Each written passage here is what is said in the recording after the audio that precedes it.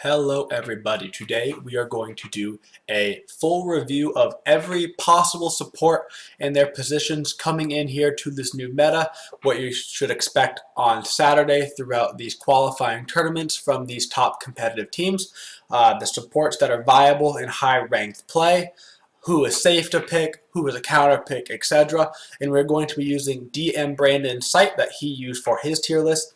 This site is very conducive to ordering and effectively getting across messages in terms of tiers and levels of effectiveness. So we're using that site. That, of course, all credit goes to him for that.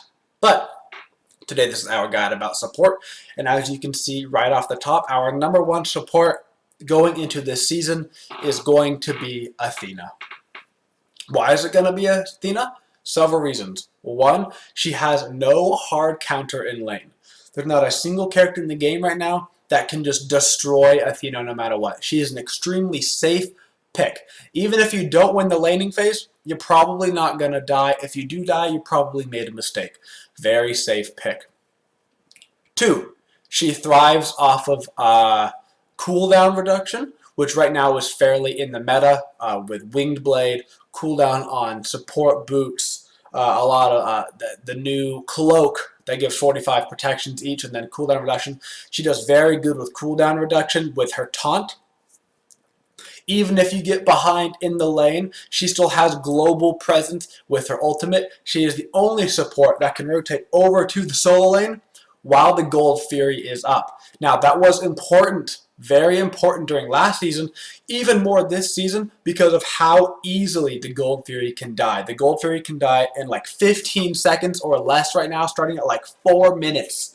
The Gold Fury is dying fast, so you have to have complete presence of the Gold Fury all the time, and Athena can always ulti back to the Gold Fury and be there. And lastly, her end game is amazing, as well as her early game. Her early game, she has full clear on Archer's level 2 if you use your skills properly. She also has her end game having the taunt with cooldown reduction by that point. She has amazing initiations all the time, and she retains her full map presence with her ultimate. Moving into our quote-unquote secondary supports that you're going to see as the main picks here for support, you're looking at Geb, followed by Sylvanas, followed by Guan Yu. These are all in order, by the way, top to bottom, left to right. That's how you read this. So, why Geb? Geb, regardless of his laning phase, which is strong, right? His clear is fairly good. He can pretty much keep the ADC alive with the shield. No problem. Even if he loses the laning phase, Geb comes in strong mid and late game. He has one of the best kits, period, for support. A knock-up on his 2, a stun on the ultimate, which does percentage-based damage, and his 3, which is arguably the best support skill in the game, which is a CC cleanse for your team, which is going to be huge, huge, huge for throughout the whole game. Once again, another character that thrives off of cooldown reduction because of having a high amount of crowd control and having the CC removal. Hard counters to Geb, Guan Yu, which is why Guan Yu is so good this season, because Geb is so good this season. Guan Yu, Talon Assault does not get knocked up by Geb's 2, so you can out-clear the Geb. Moving into our next god, Sylvanas. Why Sylvanas ranks so high? A lot of people thought he'd be fairly bad right now. Sylvanas still has amazing clear with his auto attacks, guys. He may not be able to heal the minions, but his in-lane sustain with the ADC is amazing. You can still poke people out, be a little bit aggressive, take a lot of damage, heal yourselves up, no big deal. You still have really good lane clear comparatively. You can still look for very early aggression if you have a character like Cupid, Woojer, something with a stun or a slow. That looks for that. You can root people, pull them into your wave of minions, pop your heal. It still hits them, reducing some of their with your 1, which reduces the protections. You're doing tons of damage on Sylvanas still in the early game, and you retain your initiation ultimate for late game and your ability to push down towers with your sustain for your team with your heal. Very strong right now. Same reasoning for Guan Yu.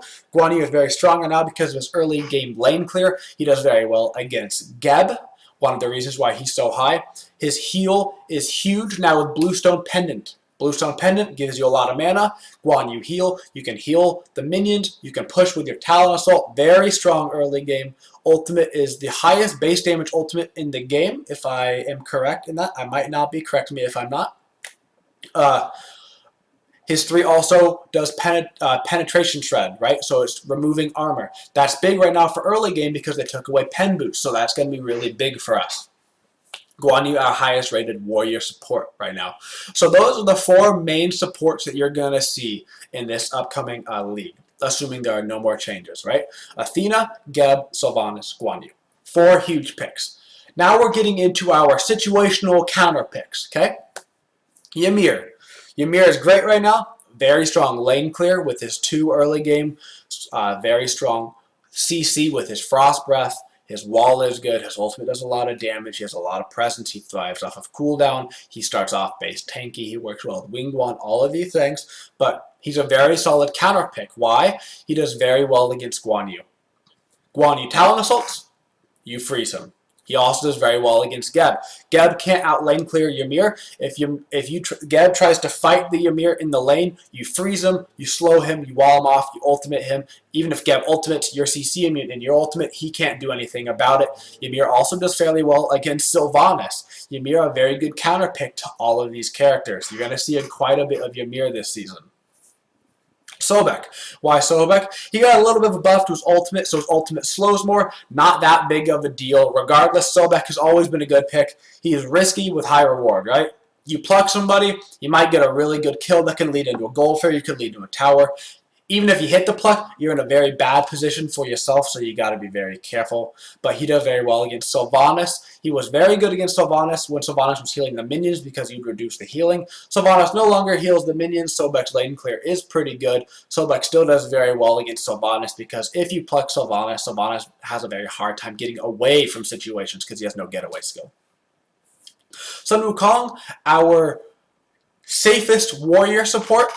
Sun Wukong very good at getting away with his 3 in bird form. His cudgel has very good lane clear. He thrives off of Bluestone Pendant. Bluestone Pendant giving him that infinite mana, if you will, for his cudgel clear. He does very strong right now.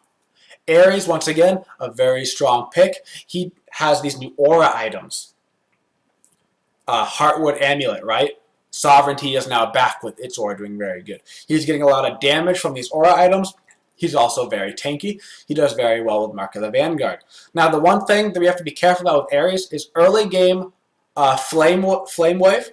You're shooting flame at your shield. You're trying to do damage to the enemy support. If they have Mark of the Vanguard, it's completely making you invulnerable to all that early damage. It's not that much, but it is kind of funny. Also, it's going to take 5 off of your shackles, all that other stuff. Keep in mind that his early game has become a little bit harder killing supports because of Mark of the Vanguard.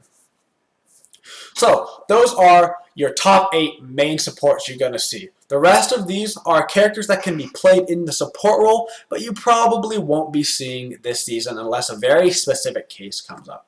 Cabrakan, very high in CC, overall pretty good character. He's a better mid laner, solo laner than he is a support right now. When he gets ahead, he can build tanky and still be very strong doing damage. Fenrir is up this high. He's the highest assassin support. That's because Fenrir does very good against Xbalanque, who's a top ADC pick. Fenrir's Brutalized does not get cancelled by the Xbalanque 3. Xbalanque dashes away, you brutalize him throughout the whole thing, you're going to get the whole brutalized off. That's why he's up so high. Aphrodite, the only mage on the list. If you can get through the early game lane phase with her, if you get those 2 aura items, plus the new Lotus Crown, which is giving you more protections, plus Wingblade, plus a Heavenly Agility, she's going to be very hard to catch. She's very good at stealing objectives because she can ult herself so she can't be CC'd. She's very good in the laning phase with her clear as long as you don't get dove on with the kill comp. Very scary to play, very high risk, high reward. Kumud, the last in the list, very high CC, but he just doesn't provide as much as you really need to. His damage numbers are too low for the aggression that's coming out in these games. The rest of those supports you see down there are all characters that aren't necessarily bad, but you should probably see them in a different role. Osiris is probably better off in the solo lane. Thor is better off in the jungle. Hercules better off on the solo lane. Stuff like that. You should be seeing these characters in different roles. They're not necessarily supports. Especially Hades, thriving right now in the solo lane. Shouldn't be seeing him as a support. And of course, an honorable mention to Bacchus, our support, who no longer gets played anywhere. Sad face. Thanks, guys, for watching this video. If you enjoyed it, please subscribe to me on YouTube. If you have any questions, leave them in the comments, and I will try to get to them. If you disagree with my list in any way, go ahead and say that as well, and I'll try to let you know why I put them there, but maybe you can change my mind. All right, guys, have a twitching day.